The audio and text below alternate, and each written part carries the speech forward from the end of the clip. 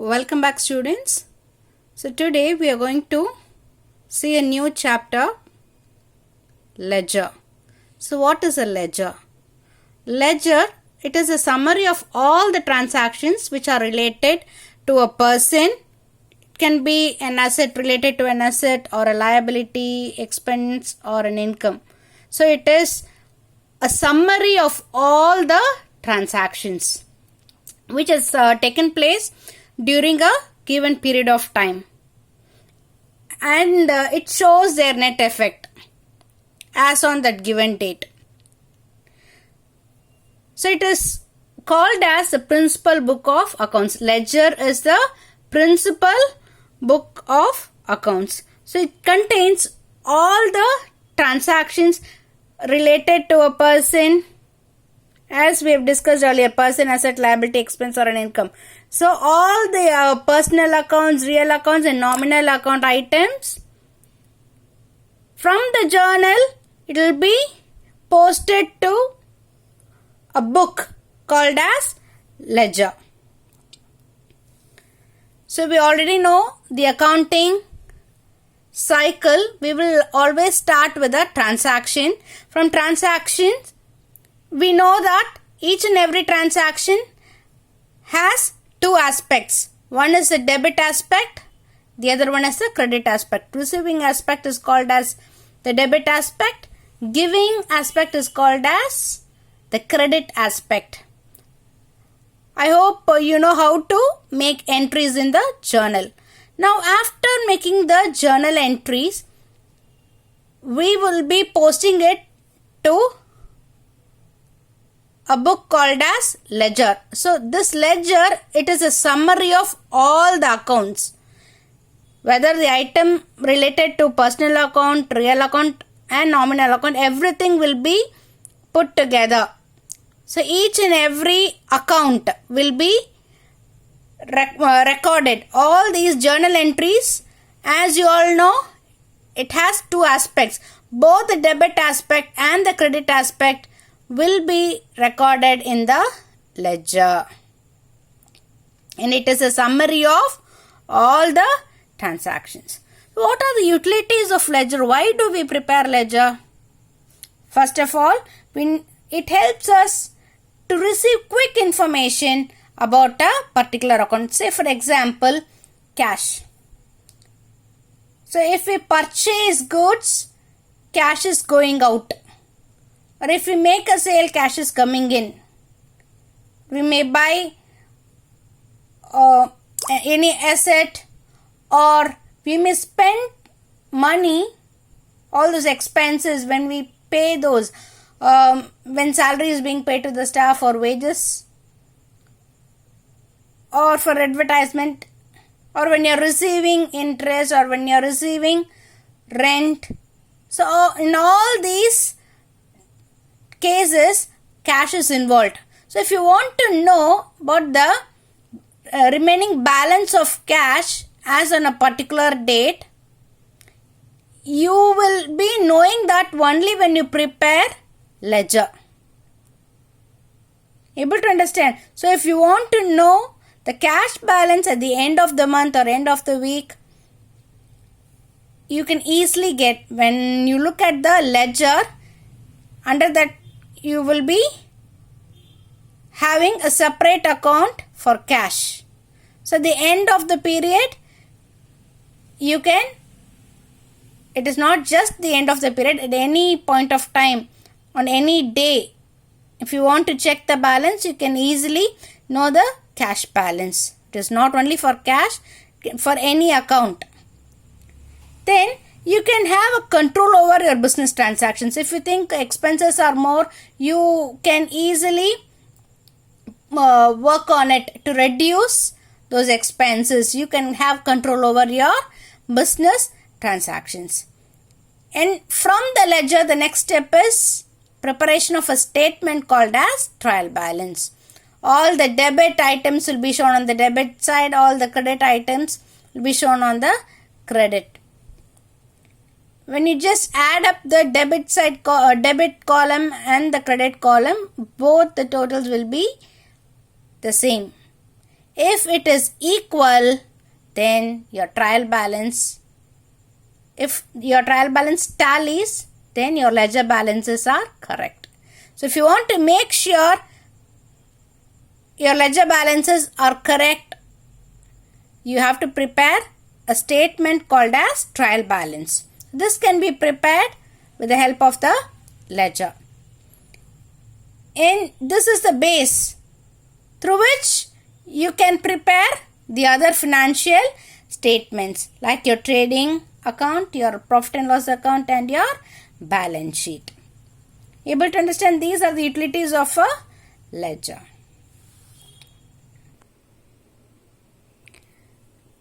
So now we are going to see the distinction between journal and ledger. So these are the basis of distinction. We will just see one by one. First basis of distinction is that recording. So when do we record journal? As and when the transactions takes place, we will be recording those transactions in the journal. Ledger, it may be posted either on the same day or at the end of a specified period. So in journal, we will be recording as and when the transaction takes place. Whereas in case of a ledger, it can be posted on the same day or at the end of a specified period. The next point, stage of recording. Journal is the first or the primary stage. So after transactions, we will first record that in the journal. So it is the first stage, recording. Okay, first stage. Journal is the first stage of recording. Whereas ledger is the second stage. Then order of recording. In journal, we will be recording the transactions in a chronological order, in a sequence. 1st of Jan, then 2nd of Jan. You can't record 15th of Jan first and put 1st of Jan last. Right? So you have to record the transactions in a chronological sequence. 1st of Jan, 2nd of Jan, it goes like that. Right? It should be in a chronological order. Whereas in case of ledger, it will be recorded account wise. Able to understand? In case of journal, it will be in a chronological order. In ledger, account wise. So cash account, then bank account, purchase, sales. It depends on the entries. So what are those accounts involved? One by one you will be recording. Then the next one is process. So in journal, the process of recording the transactions, you call it as journalizing. Under ledger, the process of recording the entries into the ledger, you call it as posting. In case of journal, it is journalizing. In case of ledger, it is posting. Then the next point, facilitating the preparation of trial balance. Journal will not facilitate the preparation of trial balance. It is just the process of making the entries into the books. It will not help in the preparation of trial balance. Whereas after making the entries in the journal, it will be posted, it will be recorded in the ledger. Once it is posted, it has to be balanced. Only after balancing each and every account in the ledger, last step, in order to check whether your ledger balances are correct or not, we will prepare a statement called as trial balance. So, it facilitates the preparation of trial balance. Then, basis of entries. So, how do we record those transactions into the journal? Only based on source documents. It can be an invoice or any sort of voucher. Right? So, only based on those source documents, we will be recording the entries. So, basis of entries will be based on the source documents under journal. In ledger, it will be based on the journal entries. So your first step in the accounting cycle, it starts with the transaction. From transaction, you will be recording the entries in the journal. From journal, it gets moved on to the ledger. It will be all those entries recorded in the journal will be posted in the ledger. Right? So, basis of entries will be based on the journal entries. Last point is the net position. So, with journal, you cannot ascertain the net position. Net financial position cannot be ascertained by just looking into the journal. You have to post those entries into the ledger, and once it is posted, it has to be balanced, and those balances helps us to find out the net position. So in ledger, net position can be ascertained, whereas in journal, it cannot be ascertained.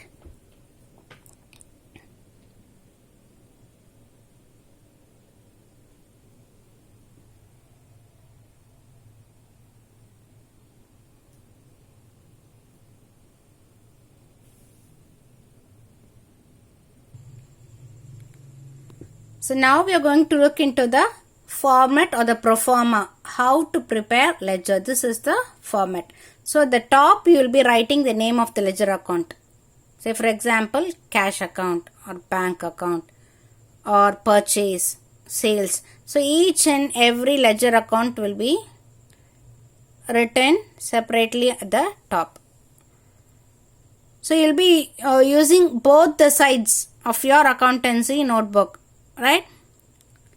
So your left side will be your debit side, right side will be your credit. So on the left side page, first column you will be having, so this DR stands for debit, CR for credit. Date column, then the particulars, then this JF. So JF is nothing but the journal folio. JF stands for journal folio.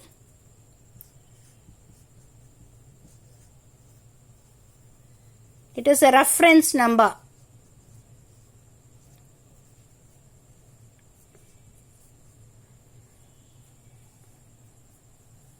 So again, in case if you have any doubt regarding a particular account, so you can look at the date and you can also use this journal folio number, and then you take the journal book using the given folio number. You can search. It will be easy for us to search or locate a particular entry. So if we just look into a particular date, there may be so many transactions on a particular date. So if you just look into the folio number, you can exactly take that page, such and such page in the journal book. So it will be easy for us to locate. So it is just a reference number, journal folio number. So this entry can be located easily on such and such page number in the journal. It acts as a reference number for us to locate the entry in the journal. Similarly, when we did the journal entries, you would have put LF column there. Initially, when we were just preparing the journal entries, I asked you to leave that LF column blank, right? So after posting those entries into the ledger book, you can mention. So this entry can be located easily in the ledger book in such and such page number. After posting all the entries in the ledger only, you can put that LF number in your journal book. Able to understand? So this is nothing but the journal folio number. So the same set the other side on the right hand side as well, credit. So you have date, particulars, JF, amount. So this is the format or the proforma of a ledger. So now we are going to do an exercise problem number 1. So journalize the following transactions and post them to ledger. So this is the question given. 2016, 1st of January, started business with cash, rupees 10,000. On 5th, paid into bank, rupees 5,000. 7th, purchased goods from Ram for cash.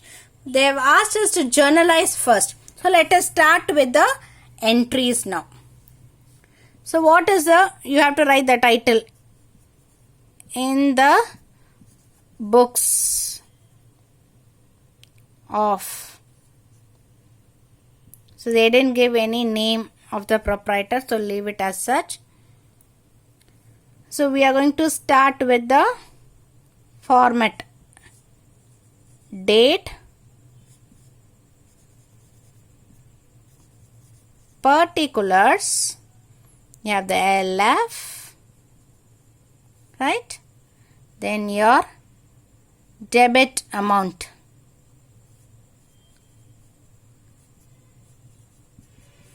Then the credit amount.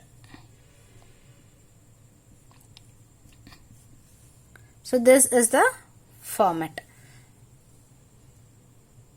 It's going to be, you can write the year first, 2016, and then start with Jan 1.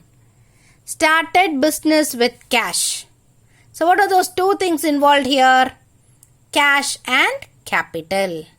So cash comes under real account. So when we start the business with cash, cash is coming inside the business. Cash account debtor to capital account. Cash account debtor to, they didn't give the name of the proprietor, so I am just writing capital alone. If name is given, for example Ram, Ram's capital, Sham's capital, like that, you have to write the owner's name, the proprietor's name as well as the capital. Now they didn't give any name, so I am just writing to capital account. Business commenced or started with cash.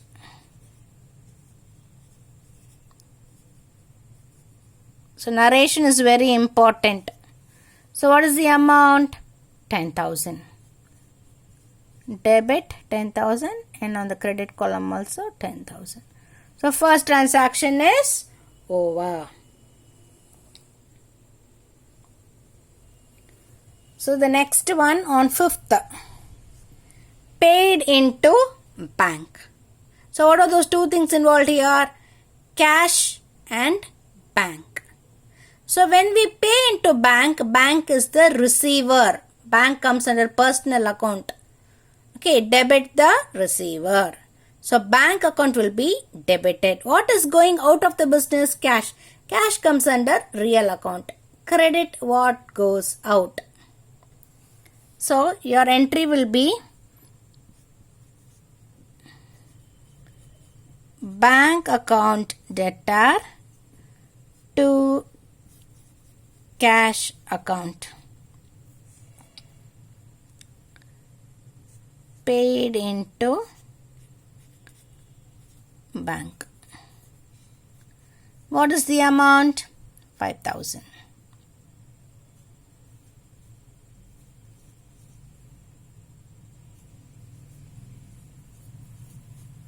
Then on 7th, purchase goods from Ram for cash. So you must be very careful. They've given name of the supplier and we can also see the word cash. So if cash is mentioned, it is a cash transaction. It is not a credit transaction, it is a cash transaction. In such a case, you have to ignore Ram. Okay, so it is a cash transaction. Goods are coming inside the business. Both comes under real account. So debit what comes in, credit what goes out. So you will use the term purchase. Purchase account debtor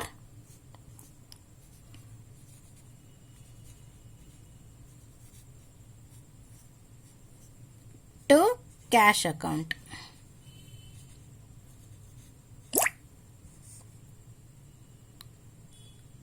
Goods purchased for cash. What is the amount? 1000. Now we have completed our journal entries. First part is over. We have completed the journal entries. Now the second step, you have to make a list of accounts to be opened. So what are those accounts? So we are going to open cash account, capital account, bank. So cash is being opened already, so you need not open it the second time. Cash, capital, bank and purchase. So these are the 4 accounts to be opened. So the second step, you have to make a list of accounts. List of accounts to be opened. So what are those 2? Those 4. Cash account, then we are having capital account, then third one we are having bank, fourth one purchase. So these are the accounts to be opened. Able to understand? Shall we proceed further with the preparation of ledger? First step, we have done the journal entries. Second step, we made a list of accounts to be opened. So these are the list of accounts to be opened: cash, capital, bank, purchase.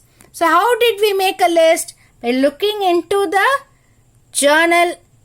So each and every transaction has 2 accounts involved. So we will be listing out those. So cash, in first journal entry, you are having cash and capital. So I wrote cash and capital. The second entry, bank and cash. Cash has been opened already, so no need to do it once again. So one cash account is enough. We are going to post those entries in each of those accounts. Then bank. Then the last entry, purchase to cash. Again, cash has been opened already. I am leaving this. We are opening purchase. So these are the 4 accounts to be opened.